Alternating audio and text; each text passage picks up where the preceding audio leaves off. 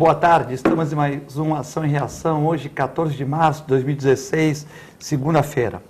Para me ajudar a fazer o programa, o Dr. Vicente Cassione, comentarista do programa, advogado, criminalista e professor das universidades da região e fora do estado de São Paulo também.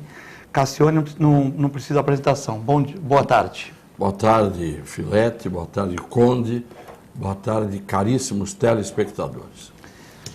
E também, para me ajudar a fazer o programa, o advogado, empresário, comentarista do programa Ação e Reação, Rogério Conde. Boa tarde, Rogério. Boa tarde, Filete, doutor Cassione, é um prazer dividir a bancada com o senhor. Primeira vez que nós fazemos um programa assim junto, dividindo a bancada, todos os nossos telespectadores, um excelente início de semana para todos. Falar sobre os protestos de ontem, começar, né, doutor Cassione? Os protestos reuniram 13.600 pessoas aqui na região, segundo, né? Uma polícia militar teve estimativa, os organizadores outras, mas em São Paulo, mais de 1 milhão de pessoas, né? E também teve o episódio do governador Alckmin e do senador Aécio Neves, presidente do PSDB do país, né? Serem vaiados lá em São Paulo. Queria que o senhor comentasse o que o senhor achou e essa questão do Alckmin e do Aécio também terem sido vaiados em São Paulo.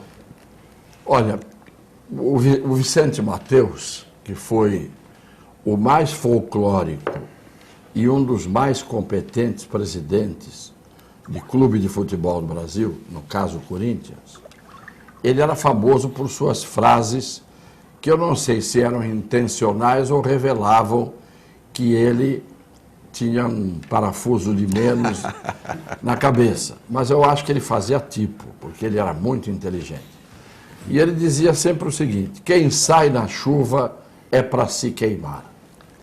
Na hora em que um político ontem, fosse de onde fosse, resolvesse se juntar às pessoas na rua, era vaia na certa. Vaia na certa, porque qual é o político hoje no Brasil que merece palmas? Eu faço a pergunta aqui, me dirijo aos telespectadores: qual é o político hoje que poderia aparecer ali e receberia palmas? Só se trouxesse de volta, por exemplo, ressuscitado Getúlio Vargas, ressuscitado Juscelino Kubitschek. Eu não vejo ninguém que pudesse receber palmas. Ulisses Guimarães. Franco Montoro, talvez? Franco Montoro, talvez, mas é o que eu digo, passado. Presente, nem a Marina Silva, que está estratégica e inteligentemente recolhida no convento, né, do silêncio, nem ela, se aparecesse, escaparia. O povo está saturado dos políticos, e isto é indiscutível. Segundo lugar, é preciso fazer, sem ser politicamente correto e sem medir palavras, eu tenho que fazer uma referência. Saíram à rua 6.600.000 brasileiros, pelos cálculos dos organizadores, 3.400.000 brasileiros, pelos cálculos da PM, no Brasil todo. São Paulo foi o recorde, mais gente do que na passeata das diretas já. É São Paulo, uma foto que eu mandei para cá. Foi uma multidão realmente impressionante. Só que eu não vi classes A e B. Eu não vi periferia. Eu vi o que as pessoas estão também chamando injustamente de coxinhas, mas eu vi uma classe média, de classe média para cima.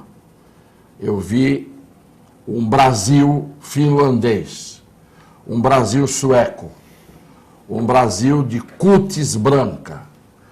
Eu não vi periferia, eu não vi a mistura de raças que nós temos aqui, né? As etnias, eu não vi. Eu vi uma grande elite saindo para a rua. Elite que eu digo do ponto de vista financeiro, cultural, quer dizer, aqueles que tiveram mais oportunidade na vida de chegar onde chegaram. E isso daqui muda, daqui a 20 anos muda. Mas, de qualquer forma, são formadores de opinião e é gente que influi nos destinos do país. Terminando, as manifestações aconteceram, pacíficas. Vamos ver agora se os pró-Dilma têm o mesmo cacife, têm a mesma quantidade de gente na rua, está marcado para dia 18. Ah, eles vão fazer um também, né? Está marcado pelo menos, não sei se eles vão tirar o time de campo.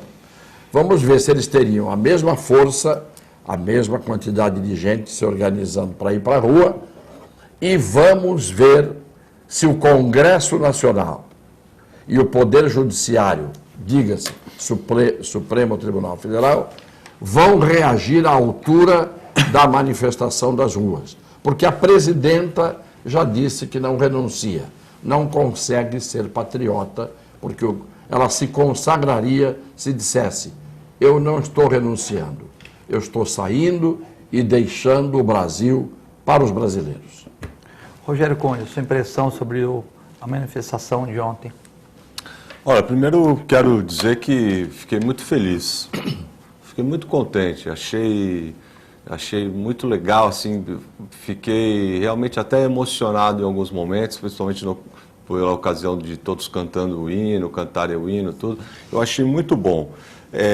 Digo mais, percebi dentre todos que estavam lá que não se tratava só, única, exclusivamente de Dilma ou de Lula, mas sim de um basta à corrupção. Acho que a palavra de ordem... Aí agora já, e antes mas foi em Santos. todo lugar, eu acho que no Brasil inteiro, não se limitou só à pedida do impeachment, e vamos que se realizar o impeachment da presidente, mas em sim um basta de verdade, um sentimento de realmente de acabar com essa corrupção toda que nós temos no país. Então eu acho que esse foi o grande mote que levou todo mundo à rua. Agora, a classe política está muito desgastada e não pode ser de outra forma, né? A gente não tem, como o doutor Cassione mencionou, nós não temos exemplos hoje. Quem é que nós podemos pegar e falar, olha, esse é um exemplo de quem faz uma política séria e tudo? É difícil. Nós não temos essa figura hoje, esse ator político que a gente possa se espelhar nele. São poucos aqueles que nós ainda consideramos como pessoas que estão fazendo um trabalho sério e digno. Então isso é um problema. Fiquei também contente, porque eu vi muita gente enaltecendo as instituições brasileiras, né? As instituições, aquelas que são independentes, o Ministério Público, a Polícia Federal, várias citações à Polícia Federal, ao Ministério Público, como instituições que realmente estão fazendo o trabalho sério.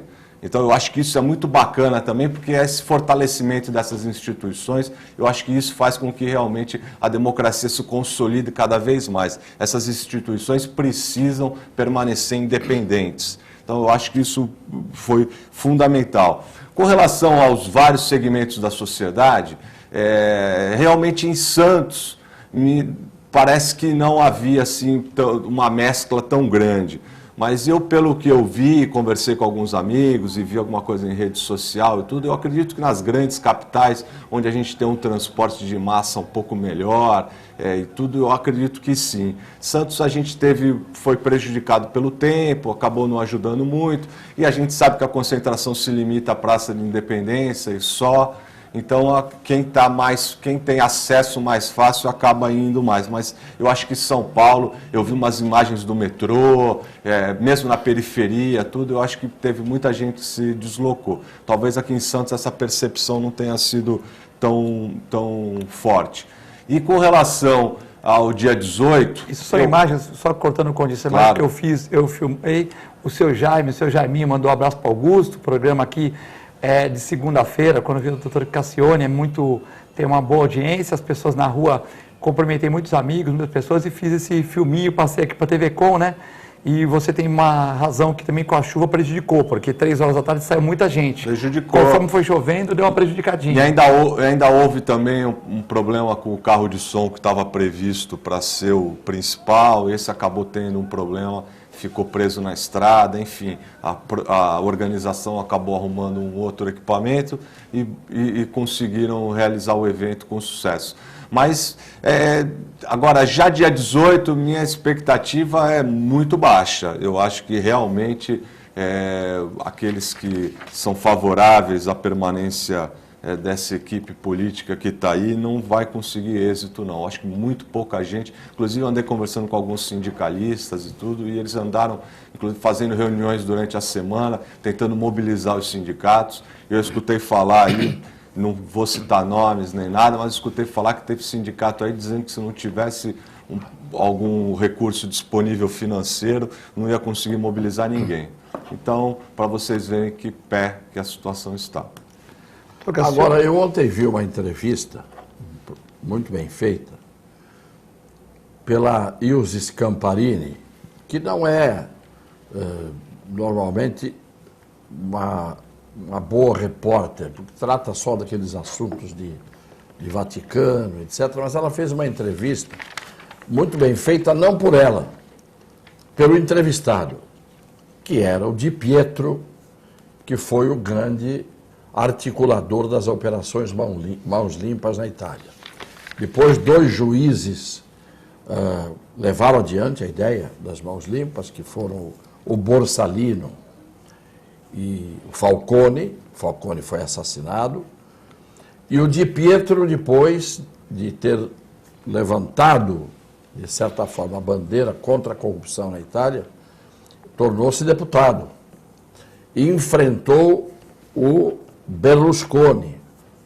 E na entrevista de ontem, ele, como simples advogado, teve que abandonar a política e disse claramente o seguinte: a gente faz, os movimentos acontecem, os mártires aparecem, depois tudo continua a mesma coisa.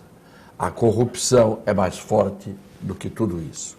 Se você pegar aquele 1.400.000 brasileiros que estavam na Avenida Paulista, pode ter certeza que uma grande parte dos que estavam ali, alguns com a camisa da CBF, que aliás é um belo símbolo contra a corrupção.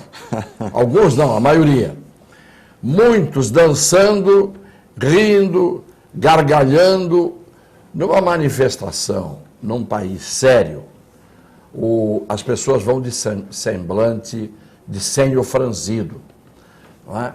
E muitos daqueles que estão ali estão vendo os seus próprios interesses, e não sei se são todos incorruptíveis ou não corruptores, porque há uma índole numa parte do povo brasileiro que é de praticar a corrupção no varejo. Aquela corrupção que a gente está cansado de dizer que está em cada canto. Não é? É o sujeito que aumenta o preço de um dia para o outro sem necessidade no negócio dele, é o camarada que fura a fila, é o sujeito que para em fila dupla. A gente está cansado de saber. Então, eu não tenho o otimismo do Conde, talvez até pela minha idade, e talvez por tudo aquilo que eu tenha vivido e visto, porque nós somos um país sem memória. Não temos memória histórica. Não nos ensinaram no colégio a história verdadeira do Brasil, e a história contemporânea não é sabida. A história contemporânea é escrita pela internet, pela digitação de quem quer dizer o que quiser, mas nós não temos a memória histórica recente do Brasil. Se você pegar do Getúlio para cá e pegar essa juventude de hoje, uma grande maioria não tem ideia do que aconteceu no Brasil nesse período. Ouviu dizer, fala dos anos de chumbo sem saber o que foi isso. Não tem a causalidade e os efeitos que levaram a nós chegarmos onde chegamos hoje. Não tem, infelizmente. E o Lula, ontem, numa entrevista que era gravada, fez um resumo de que a democracia no Brasil, ela é dicotômica, ela faz o possível e o impossível. Ele disse, em 1978, eu dizia, detesto a política e os políticos. Em 80, diz ele, fundei um partido. 20 anos depois, eu era presidente da República. Quer dizer, é uma democracia que parece biruta de aeroporto. Não é uma coisa consolidada, não é uma coisa sólida, consistente. Nós temos muito ainda que sofrer para chegarmos um dia ao ideal. E eu não sei a custa de quem e de quantos, porque o quadro está escasso. Quando eu vejo o Alckmin e o Aécio na Avenida Paulista, como se fossem os paladinos da política, e eu me lembro dos escândalos que tem no governo de São Paulo, inclusive do metrô, da Alstom e etc. Quando você vê essas coisas, o Serra eu não vi. O Serra não pôs a cara. Estava Luiz Nunes, o Alckmin e o Aécio. Foram vaiados. Até porque o Serra também é de outro grupo, né? Sim. O Serra é mais próximo com... E é mais sério. É mais sério. Mas também não tem popularidade nenhuma também. Né? Mas Esse é o problema. Até se tivesse em estado normal, né, ele já é uma pessoa... Mas como gestor é mais competente. Não, não estou falando disso. É que eu acho que ele é faz bem, às vezes, não aparecer publicamente em determinados lugares, porque ele é antipático para a grande população, para o grande população que não o conhece. Apesar de muito competente, ele tem essa estirpe de ser uma pessoa antipática. E os outros dois, o Alckmin e o Aécio, tentaram, né, vamos dizer, surfar essa onda e acabaram, foram infelizes. Acho que não deveria, até porque todo político que aparecesse, eu acho que não ia ter uma recepção... Mas o Conde disse uma coisa que é, na minha opinião, vital, fundamental. Essa análise que se faz do político, que tem que ser simpático. O concurso não é de Miss Simpatia. O sujeito que está sempre risonho, o sujeito que está sempre alegre diante das câmeras, o sujeito que quando encontra o povo, beija as criancinhas. Eu conheci um político que ia nas periferias, cumprimentava todo mundo e tinha um assessor que levava 1 litro de álcool e toda hora ele lavava a mão no álcool. Eu conheço uma história dessa. Pois é. Então, a verdade é a seguinte, o sujeito que ri nas câmeras, eu já vi gente debatendo comigo em eleição para prefeito, gente de nome, gente que estava disputando eleição, de dizer, eu não aguento mais sair para a rua e ter que ter contato com esse povo. Eu disse uma vez para uma das pessoas, por que você não diz isso no microfone agora? Sempre sorridente, sempre maravilhosamente tudo bem. Então, esta hipocrisia, o carrancudo, normalmente, é uma pessoa séria. É o exemplo do Serra, né? É carrancudo, mas tem projetos bons, eu acho que é inteligente. Claro. Mas, doutor Cassione, o senhor concorda assim, político tem que gostar de gente. Começa por aí. Para você ser político, você tem que gostar de gente. E aí a gente tem que ter um meio termo também. A gente vive numa democracia, você tem que ter transitar bem com o seu eleitor, tudo, como os outros, não só os políticos, profissionais liberais também, os advogados, nós vivemos também um pouco da nossa imagem, a gente precisa ser cordial. Claro, você precisa ter, senão as pessoas não têm acesso a você, os médicos e tudo. Eu acho que isso faz parte, e não necessariamente também aquele que é carrancudo é competente. Às vezes ele é sério e também não é competente. Claro. Eu acho, mas precisa gostar de gente. Voltando ao que o senhor tinha dito antes, e eu queria aqui reforçar de novo, é que assim, o que eu sinto, que eu disse até que fiquei contente, por perceber que as pessoas estavam, de alguma forma, enaltecendo que as instituições permaneçam independentes e que cumpram a sua função, porque a gente percebe que as pessoas, o Brasil, a gente precisa investir em cultura. As pessoas, e não saber, por exemplo, do histórico, as crianças precisam ter uma formação diferente. A gente precisa, eu bato sempre nessa tecla aqui no programa, que a gente precisa investir nesse país maciçamente em educação para formar uma nova geração de brasileiros. Isso vem de encontro com o que o doutor Cassione estava falando. Por que eu digo isso? Porque se nós não tivermos... Hoje, por exemplo, eu estava no rádio de manhã e a gente estava comentando o caso dos apartamentos que foram entregues, o conjunto habitacional em São Vicente, e as pessoas estão vendendo já as unidades. Acabou de ser entregue e as pessoas estão vendendo. Por que elas estão vendendo? Estão vendendo porque elas não querem aquela responsabilidade de viver na sociedade, além de ter que pagar a conta de luz, elas preferem voltar para a favela. Quer dizer, isso é de uma incoerência. Não, elas isso estão vendendo. São 174 pessoas que estão sendo investigadas. Elas estão vendendo para levar vantagem. Elas conseguem a habitação popular, vendem com ágio, num contrato de gaveta, recebem o dinheiro, voltam lá para o lugar onde elas moram e, no fundo, elas são proprietárias de 4, 5, 6 barracos onde moram e assim por diante. Ganham um bom dinheiro no fim do mês. Aluga os barracos lá onde moram. Exatamente. Que moram em lugares que não poderiam morar, ou seja, e a população que trabalha tem que financiar essas casas. Claro. Tudo bem que todo mundo merece uma casa, doutor Cassione, o Conde, mas de uma semana eles revendem, quer dizer, eles sempre completaram de locais que não poderiam, Vocês não né? acham que isso é uma ignorância?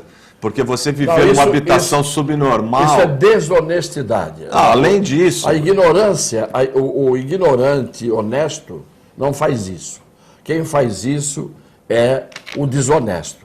O desonesto faz qualquer negócio, sendo inteligente, sendo ignorante, sendo burro. O desonesto tem uma vocação para a desonestidade. E alguns políticos que também se locupletam disso, como o do Guarujá, claro, que deixam favelizar, que o Rafael Vitello, há muitos anos atrás, falou, quando tinham 300 moradores de favela, nós vamos deixar favelizar o Guarujá, não vai ser a Miami. Aí outros governos passaram e alguns deles colocavam água, luz na favela, em locais que não poderiam, em costa de morro e tal, para ganhar votos. A gente sabe disso, né? Então ele deixa construir porque é meu reduto. E depois que está construído, depois que ligam água, luz, telefone, etc, etc, etc... Acabou. Ninguém mais tira. Eu sempre digo que a melhor maneira de você ocupar as áreas preservadas, que ninguém pode mexer oficialmente, nem planejando de forma urbanizada. A melhor maneira é você ir lá e invadir. Você pega toda a área que tem ali ao lado da rodovia dos imigrantes, aquilo começou com um barraco, o segundo barraco, o terceiro, hoje você tem uma cidade ali. Tem as cotas, absurdo, né? Bom, as cotas já desfizeram, mas durante 40 anos ficaram lá, desde a primeira, né? Depois foram fazendo outras. Mas essas habitações que estão ali às margens do rio Cubatão, que é manancial de água, né, para a Sabesp fornecer para as residências, está tudo poluído. Por quê? Porque é tudo fossa, infiltra no lençol freático e corre todo o esgoto para o rio Cubatão. Então, nós temos, infelizmente, os políticos que permitem os abusos para ganhar voto. Os políticos, e uma coisa que o Conde disse, me ficou na cabeça, ele disse, não é porque o sujeito é carrancudo que é competente. Eu também acho. Eu conheci muitas pessoas, não é questão de carrancudo, sérios. Mas tem um ditado que diz que muito riso, pouco siso. Muito riso, pouco juízo. Tem gente que ri à toa. Ontem eu estava vendo os comentaristas da Globo News, Merval Pereira, Renata Lopretti, a Cristiana Lobo e mais o Dani, não é o Calabresa, porque Calabresa é a mulher lá. Eles estavam comentando uma situação grave do Brasil, davam gargalhadas. Eu conheço um dos homens mais sisudos da história do Brasil, que todo mundo apagou a memória dele, porque a esquerda sempre foi patrulheira. Não é? Carlos Lacerda foi um dos brasileiros mais importantes da história do Brasil. Um homem de coragem, um homem coerente, um homem que tomava posições e um homem que dificilmente ria. Foi um dos maiores parlamentares da história do Brasil, foi um dos maiores governadores, aliás, foi o maior governador da história do Rio de Janeiro, foi um homem que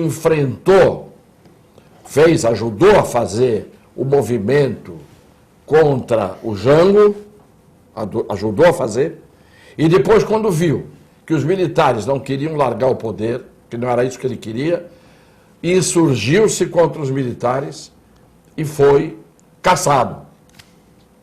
E depois dizem que foi morto, porque foi para o hospital em condições não explicáveis e misteriosamente morreu. Apagou-se a memória do Carlos Lacerda. Esse Brasil não tem história. E era um homem que não ria, era sisudo. E diziam, ele só é bom orador no Congresso Nacional. Foi o maior governador da história do Rio de Janeiro. Então, até hoje eu estudei na Federal do Rio, até hoje tem famílias lá que... Chancela dele, que eu mesmo tive uma amizade com uma família muito bacana do Rio de Janeiro lá, namorei com a filha de um dono de um areal lá, em Seropédica, lá em Itaguaí, e ele falava, eu sou Carlos Lacerda até hoje. É um empresário de agronegócio, tudo, Carlos Lacerda Futebol Clube. E os politicamente corretos têm medo de falar o nome dele. Pois eu digo, para minha geração, foi um dos homens mais extraordinários da República deste país. Rogério Conde. Não, eu concordo tudo, eu só vou concluir o que eu estava dizendo e vou fazer um paralelo com o que eu disse, senão parece que eu soltei alguma coisa no ar. Não é. Com relação a dos apartamentos, tudo claro, desonestidade, eu não tenho dúvida disso, nem poderia ser diferente. Eu só quis fazer esse paralelo porque, por exemplo, eu tive uma oportunidade em que eu fui administrador da região central histórica, no primeiro mandato do governo Papa. E eu criei uma iniciativa lá na época que era para pegar um galpão que tinha ali do lado da igreja do Valongo, onde eu gostaria que todas as instituições que davam comida na rua, que ajudassem, elas parassem de fazer isso na rua, porque eu acho que não era certo, e centralizassem isso nesse galpão que eu estava cedendo. Então, cada entidade teria um dia para quê? Porque eu entendia que você chegar lá com aquela quentinha ou com aquele pet cortado e dar a sopa, dar o macarrão, dar aquilo, você não estava ajudando muito. Até porque os moradores de rua já sabiam o que vinha na terça-feira, eles chamavam da mistura, né? Então eles queriam a mistura da entidade que trazia na terça, com mais à noite vinha a sopa, comendo, às vezes até jogava no chão arroz, tudo. Enfim, e eu achava que você daria muito mais dignidade se você levasse a pessoa para lá, fizesse ela lavar as mãos, comer com talher, aproveitasse e colocasse algum profissional para que fizesse uma triagem, para saber se o cidadão tinha problema, ou de alcoolismo, ou se poderia eventualmente estar voltando para a terra dele. Enfim, fazer um trabalho mais organizado. E a gente percebe que a cidade de Santos, por exemplo, tem muitos equipamentos nessa área, né, de atendimento social e tudo. Só que o morador de rua não quer ir para esses equipamentos porque ele não quer regra. Ele não quer regra, ele não quer ter horário para dormir, ele não quer ser obrigado a lavar a mão, ele não quer ser obrigado a fazer a barba, ele não quer comer com talher, ele não quer regra. E na rua ele não tem regra. E eu percebo, pelas informações que eu tive, que em alguns desses imóveis, acredito que na minoria, não deve ser na maioria, esses indivíduos vendem, porque eles eles viveram tanto tempo na palafita, na favela e tudo, eles acabam não conseguindo se adaptar àquela unidade habitacional do conjunto, claro, além da despesa de água e luz, porque eles não conseguem necessariamente essa convivência de se morar naquele apartamento e respeitar vizinhos e outras coisas a mais. E eu acho que isso, infelizmente, é uma total falta de educação, de formação, de cultura, por isso que eu insisto que a gente deveria investir em educação se a gente quiser uma nação diferente. Então eu fiz esse paralelo com relação aos apartamentos, porque também é assim que eu vejo nessas manifestações e tudo. Eu acho que a partir do momento que a população começar a ter essa consciência cívica, começar a se apoderar das instituições, para essa discussão toda, acreditar nas instituições independentes e tudo isso, a gente fortalece a democracia, até porque nossa democracia é muito nova, a gente fortalece, e se tiver educação por trás, a gente forma uma nova geração, e aí sim, eu acho que o país começa a andar um pouco. Eu sou realmente um otimista, doutor Cassione. Não, eu sei, eu gosto dos otimistas, porque os otimistas costumam continuar a ser otimistas, mas não chegam a encontrar a meta do seu otimismo. Eu fui otimista durante muitos anos, perseguindo a meta do meu otimismo. Mas é mais ou menos o cachorro atrás do rabo. Eu sou otimista, vou girando e o rabo vai girando e eu não alcanço o rabo. Essa visão sua é uma visão natural, é bom que seja assim, porque é preciso que algumas pessoas tenham iniciativas como a sua. Você quis, no centro histórico, cuidar de uma realidade que é, infelizmente, uma degeneração social que existe ali. Mas não teve a correspondência. Só que a correspondência não teve porque durante muito tempo eles viveram em palafita, você diz isso. O trágico é que durante muito tempo as palafitas estavam lá. Durante muito tempo a pré-história, a palafita, estava lá e ainda está. Então não é só um problema de educação. Se você tira a palafita e põe conjuntos habitacionais, pega os conjuntos habitacionais que você tem em Santos, na Encruzilhada, nos campos do Canal 5. Hoje moram famílias politizadas, absolutamente educadas, que formam os seus filhos, que estão morando naquelas habitações e que vieram de baixo. O problema não é o fato de você criar a habitação e ninguém querer ir. A maioria quer. Eu estou falando é aquela minoria que desvirtua e que, por ser desonesta, quer ganhar dinheiro em cima da própria condição de miserabilidade aparente. Porque não há miserabilidade.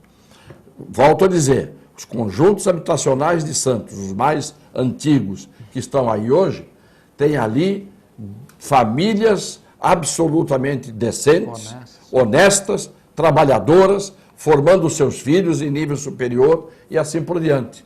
É uma falha do Estado, doutor Cassiano, uma falha da União, quando promove essas remoções e tal, e não prepara a pessoa, porque claro. Todos, para você, Claro. se for casar hoje, o cara vai fazer um curso na igreja católica, você faz um curso de noivado, com o noivo e tal. De repente você não prepara a pessoa para viver em condomínio, saber que de repente ela tem que pagar um condomínio, que ela não pode deixar o cachorro latindo a noite toda, que de repente o cachorro não pode ficar preso na garagem do prédio. Será que nós também não estamos falhando? Isso na Vila Rica, as pessoas às vezes não estão preparadas para viver em condomínio. Imagina a pessoa que veio de uma palafita. Que veio da palafita, ela não tem culpa. Na Vila Rica tem muito barraco montado, entendeu? Perto do tênis clube. Não me vem com essa história. Agora, não, mas eu estou dizendo que nós estamos falhando, o Estado não falha quando não prepara as pessoas. Nós falhamos sempre. Eu sempre dou um exemplo que é importante. Eu fui adversário do Davi Capistrano na eleição de 92. E a família do Conde estava do meu lado. Apoiou até o talo a minha candidatura. Lembre-se disso. Mas a gente acabou, por razões misteriosas, tendo maioria e os resultados foram adversos, né?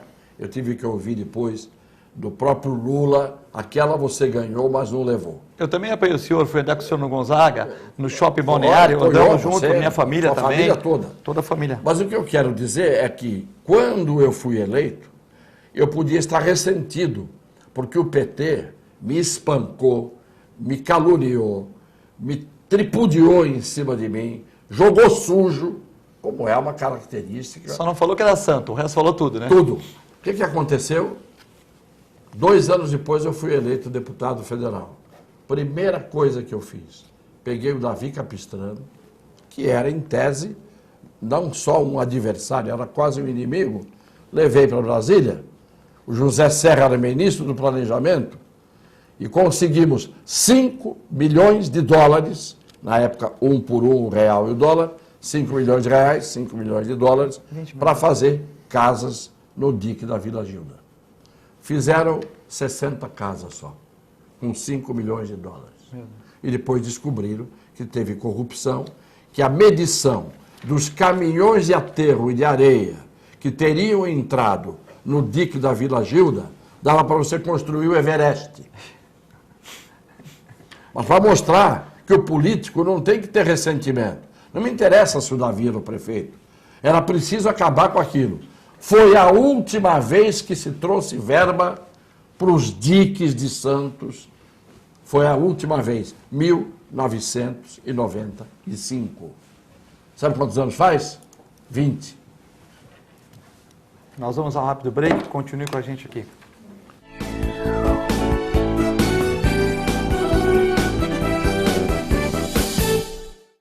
A Clínica Multiimagem é especializada em exames de radiologia e diagnóstico por imagem, investindo continuamente em tecnologia e trazendo constantes inovações para proporcionar à comunidade médica e seus pacientes diagnósticos ainda mais precisos. Sua nova e moderna estrutura, aliada à tecnologia de ponta, juntamente com o corpo clínico especializado, tornam a Clínica Multiimagem um dos centros de diagnósticos por imagem mais avançado do estado de São Paulo. Entre em contato pelo telefone 3202-1250. Com o objetivo de atender cada vez melhor, o Plano de Saúde Santa Casa oferece a você e à sua família uma ampla rede de atendimento em Santos, São Vicente, Praia Grande, Cubatão e Guarujá. Além de contar com a melhor equipe médica e multiprofissional do litoral paulista. Plano de Saúde Santa Casa de Santos. O melhor atendimento em plano de saúde. 3226-6200. A TV Com traz qualidade e interatividade para a Baixada Santista. Nos preocupamos constantemente com a qualidade de nossas produções. Por isso, investimos em equipamentos e profissionais qualificados. Nosso estúdio é, sem dúvida, um dos mais bem equipados da região. São mais de 40 metros quadrados de tecnologia. TV Com, sempre com você. Corta.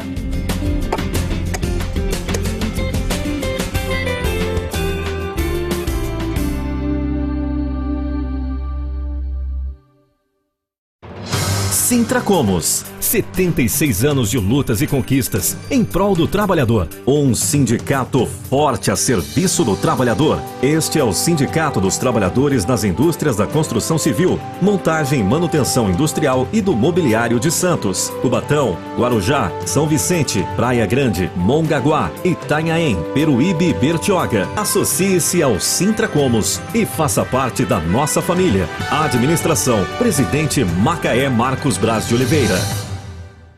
Existe um lugar em Santos onde você encontra os empreendimentos mais fascinantes da região. Um lugar amplo, aconchegante, feito para oferecer o melhor atendimento para você. Um lugar que reúne as melhores opções residenciais e comerciais nos bairros mais nobres de Santos. Um lugar que a gente nem precisava dizer, porque você já sabe. Central de Vendas Grupo Mendes, Rua Guaiaó 55, Aparecida. Venha fechar um bom negócio para abrir as portas do seu novo lugar.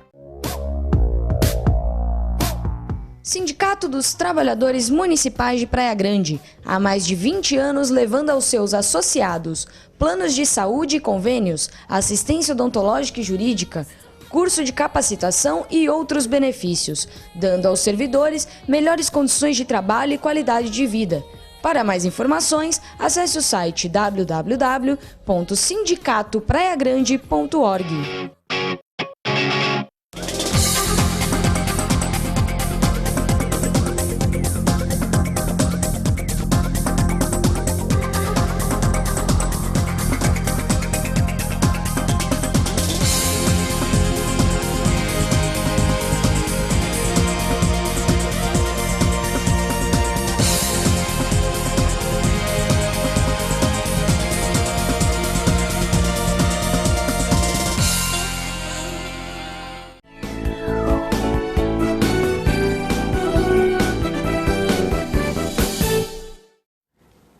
Estamos de volta no segundo bloco do Ação e Reação, hoje sem a participação do âncora Augusto Capô de Casa, que me deu a oportunidade de estar substituindo, né? Hoje é dia 18 de março de 2016, o professor Vicente Cassione, advogado muito conhecido aqui na região, e também o advogado e empresário Rogério Conte. Vamos falar dos apoiadores, que depois a gente deixa, está muito boa o papo de vocês aqui, fala dos apoiadores da OSAM. OSAM, Plano de Assistência Familiar. Faça como o Rogério Conde, que tem OSAM, já falou com o Garibe lá. Ligue para o 32 28 8000. Rogério Conde já fez OSAM. Mais informações, www.osan.com.br. E também agora, falar do restaurante Boqueirão Express Grill, ali do lado da Universidade de Santa Cecília, né? Mandar um abraço para a família Teixeira. Rua Lobo Viana, 89, em frente ao Unisanta. Ou seja, ao lado do Unisanta, em frente ao Supercentro Boqueirão.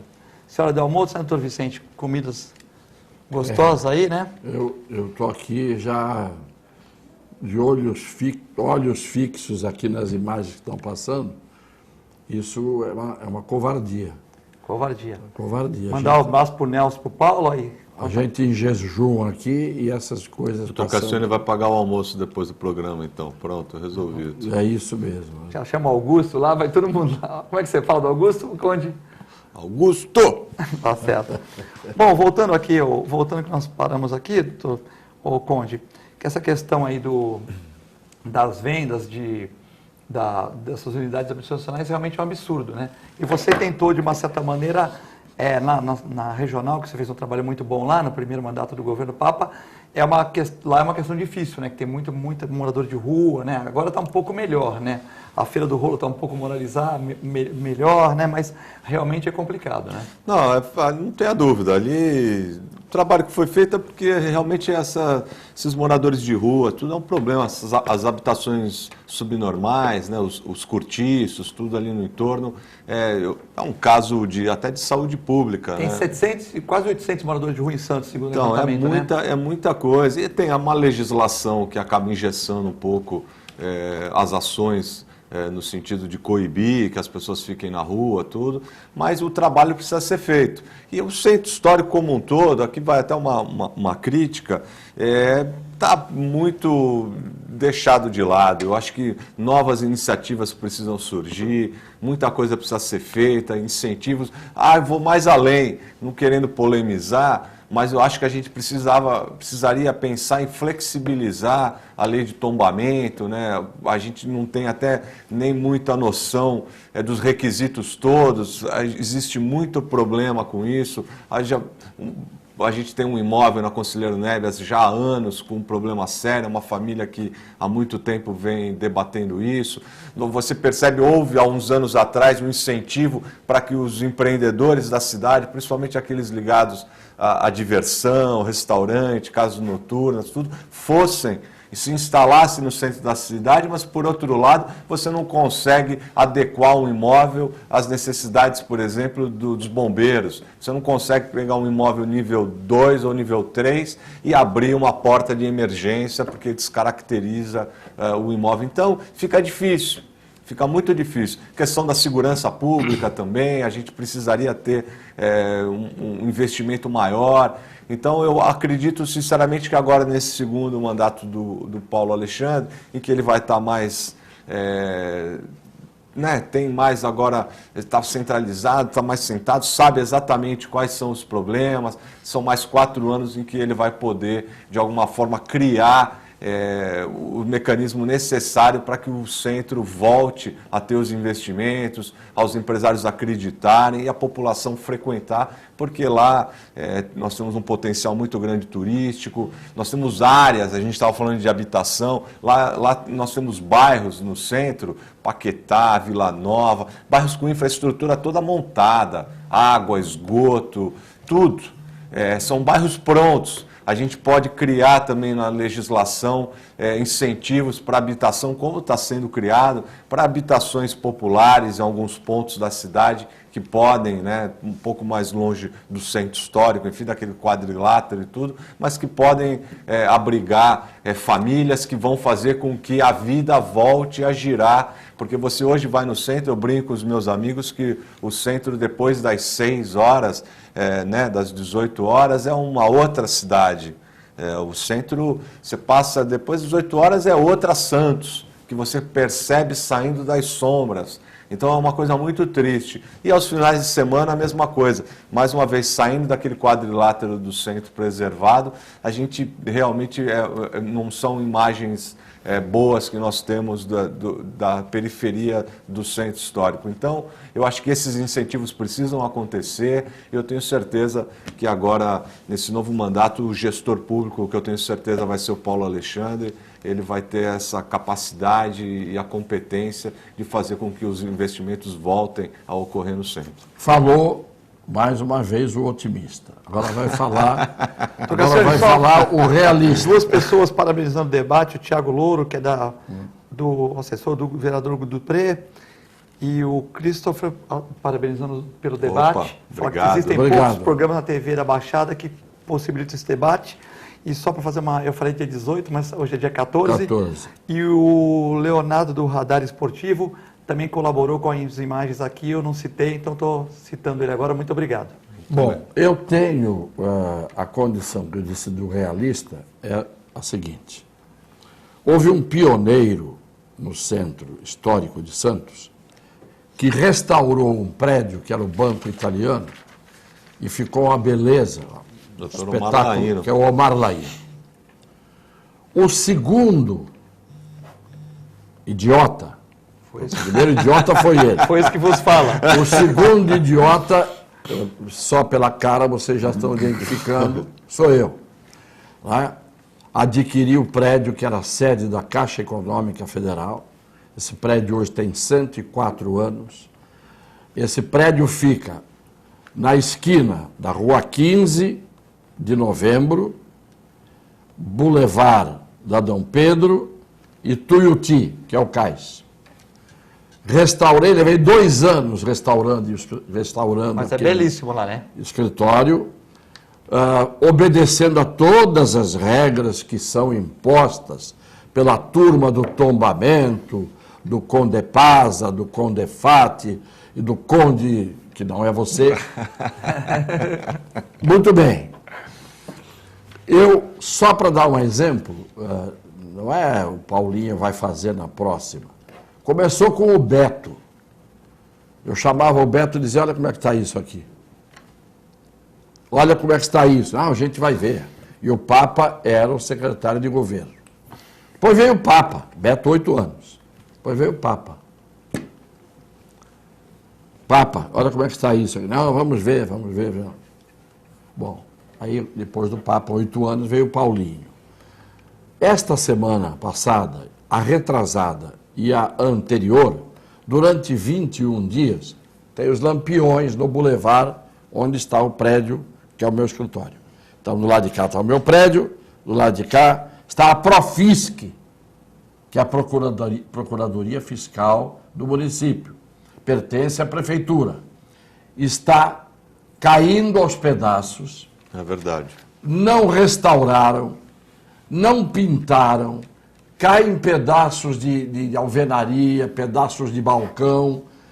Você é obrigado ali a restaurar como era no original, não pode pintar. Tem que fazer a massa raspada, como eu tive que fazer. A prefeitura em frente não faz. Tinha um depósito de lixo na esquina. Que é um prédio belíssimo também, esse da Profisc. Lindo. A prefeitura não acrescentou um dado. Fecharam portas portas que eram originais do prédio, com paredes, não é? Tá uma coisa horrorosa. Você vai para o lado da Tuiuti, você tem escuridão total, que à noite é craqueiro, é prostituta, tudo ali. Você atravessa a rua, são os armazéns que vão do Valongo até a Alfândega, todos em ruínas, caindo aos pedaços, aqueles armazéns todos do cais. Nós ficamos sem luz, escuridão completa, não trocaram uma lâmpada de lampião durante 3 semanas. Minha secretária foi à prefeitura 4, 5 vezes reclamar. Agora puseram a lâmpada no lampião, estava às escuras. Eu tenho fotos de monturos de lixo, aquelas caçambas verdes, eram colocadas na esquina, na cara dos nossos prédios, Profisc e o meu, mas do lado do meu. Vinha o pessoal dos restaurantes, todos das redondezas, jogavam os sacos com lixo e depois, no fim do dia, já não cabia mais nas caçambas, jogavam no chão. Até que teve um dia que eu que sou idiota, mas também sou louco, né? Assumido, resolvi pegar saco por saco da rua e despejei tudo na porta da Profisc. Tudo. Fiz um monte de mais de 1 metro de altura, de tal maneira que no dia seguinte ninguém conseguia entrar na Profisc. O senhor sozinho ou os funcionários seus? Eu sozinho. Sozinho à noite? Sozinho. As pessoas de boca aberta falando, não é possível Cassione fazendo isso. Não é possível, sim. Na vida eu fui de tomar atitudes. No dia seguinte, transferiram as caçambas para o lado oposto. Agora estão do lado do cais. E a sujeirada toda está lá. Fora o que é de abandono no centro histórico durante o dia, durante a noite. Você não vê guarda municipal passar, você não vê PM passar, você vê os craqueiros. A escadaria do meu escritório, todos os dias de manhã, o meu porteiro tem que lavar toda a escadaria que dá para o boulevard, porque é mitório público, eles vão para lá, dormem ali e fumam crack e mantêm relações sexuais. Isso tudo à noite. Quer dizer que se eu tiver que atender uma emergência à noite, alguma coisa assim no escritório, já é complicado para chegar lá. Então o que eu quero dizer é o seguinte, a paciência da gente dura muito. Aí tem um determinado momento que você vem aqui e conta para os telespectadores, não é, o que está acontecendo. Quem quiser conferir, é só passar.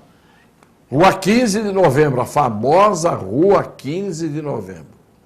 Quem é que vai para o centro histórico à noite querer fazer investimento? Quem é que vai querer transformar aquilo numa Hamburgo, como é na Alemanha?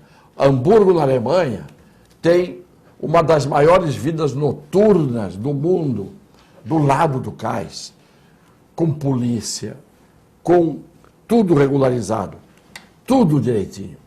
Você sai dali do centro desse lugar, eu estou a 50 metros do Paço Municipal, estou a 50 metros da Prefeitura.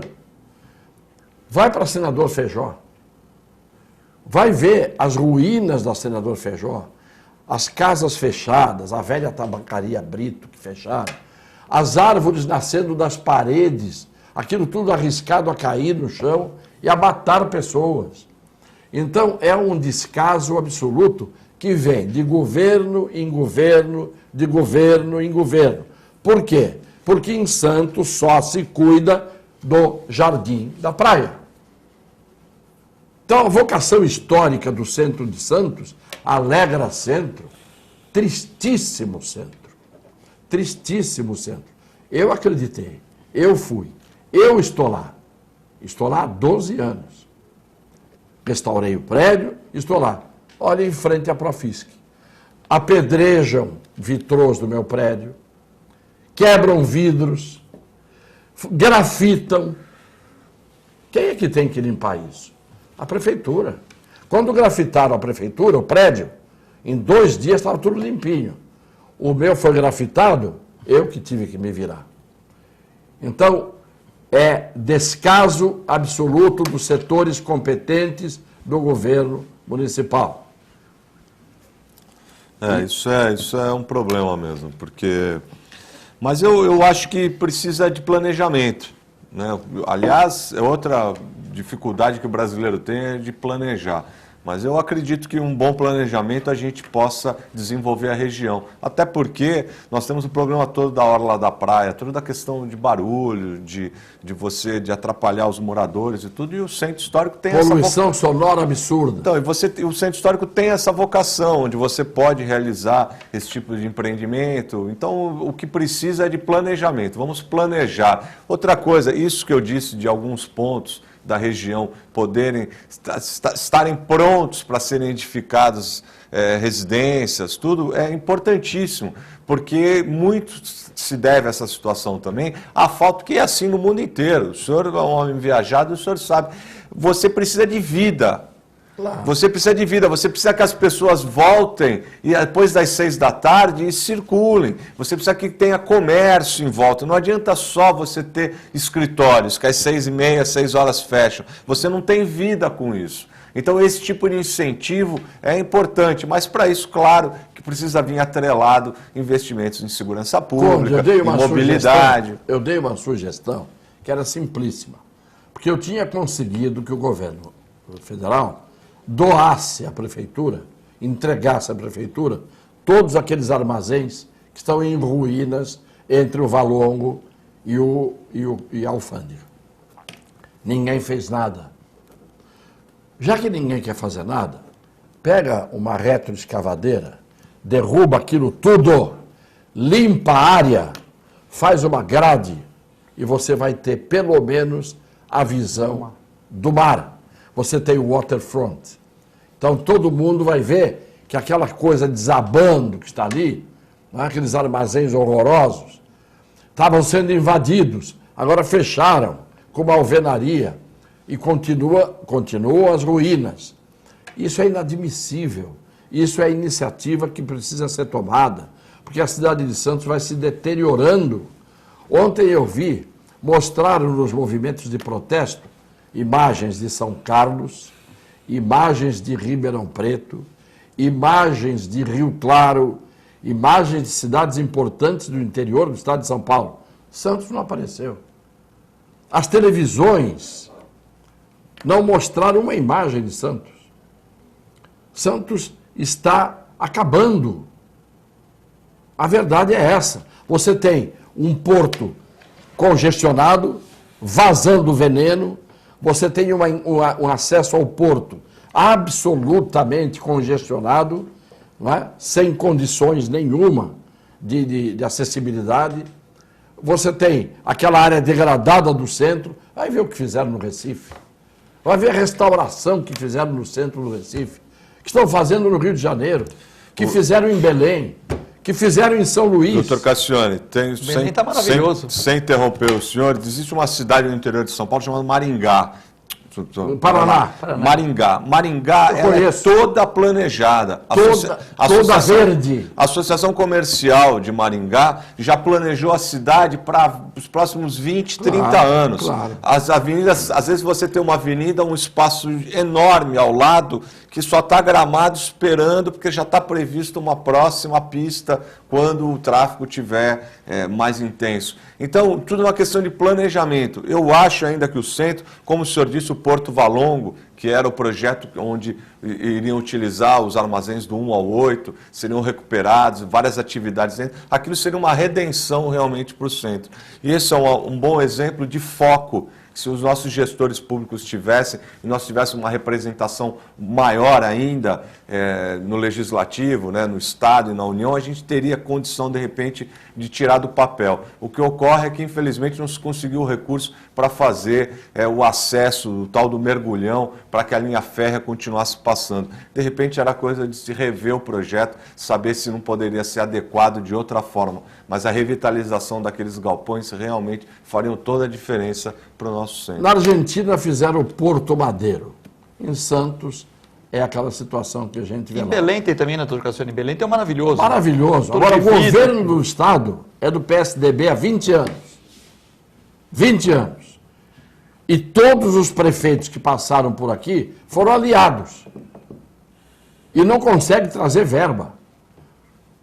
Eu consegui os armazéns, quando eu era deputado.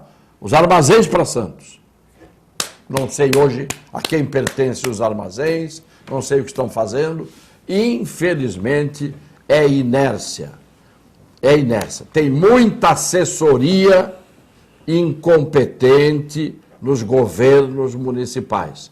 Às vezes não são nem os prefeitos, são os assessores que não têm a menor visão mínima do que seja a coisa pública, o interesse público, o progresso e a evolução. Boa tarde, muito obrigado, Rogério Conde, muito obrigado, doutor Cassione, doutor Rogério. Vou parafrasear o Augusto aqui, né? Até amanhã, se Deus quiser, e ele há de querer. Boa tarde.